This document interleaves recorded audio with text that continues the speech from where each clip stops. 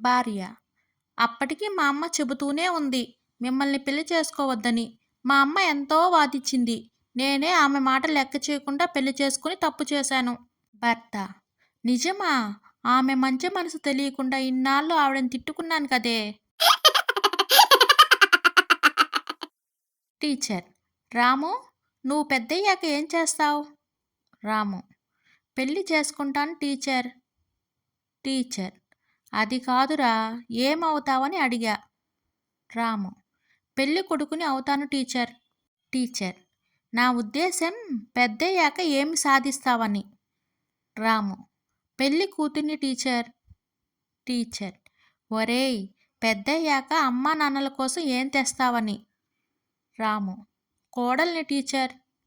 Teacher: సచ్చినోడా, మీ నాన్న నీ దగ్గర నుండి ఏమి కోరుకుంటున్నాడు? రాము: మనవడిని టీచర్. టీచర్: ఓరి దేవుడా, ఇంతకీ నీ ఆశయం ఏమిటిరా? రాము: ఏముంది, మేమిద్దరం మాకిద్దరు. భర్త: ఏంటే అలా కదలకుండా కూర్చున్నావు? భార్య: మీరేగా రాయిలా కూర్చోమన్నారు. భర్త: ఒసేయ్ తింగరిదానా, నేను అలా అనలేదే, రా ఇలా కూర్చో అన్నాను. భార్య: నేను మీకు 4-5 రోజులు కనిపించకపోతే మీకు ఎలా ఉంటుంది? భర్త: చాలా బాగుంటుంది.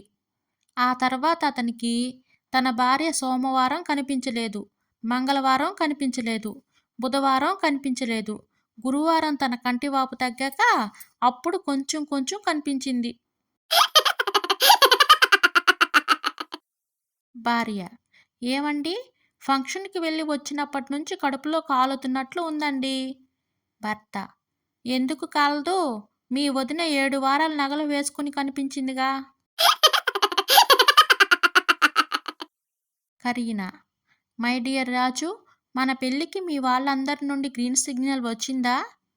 రాజు: నా దుబాయ్, లండన్, జర్మన్ వైఫ్ నుండి వచ్చింది, కానీ ఇండియా వైఫ్ నుండి ఇంకా రాలేదు డార్లింగ్.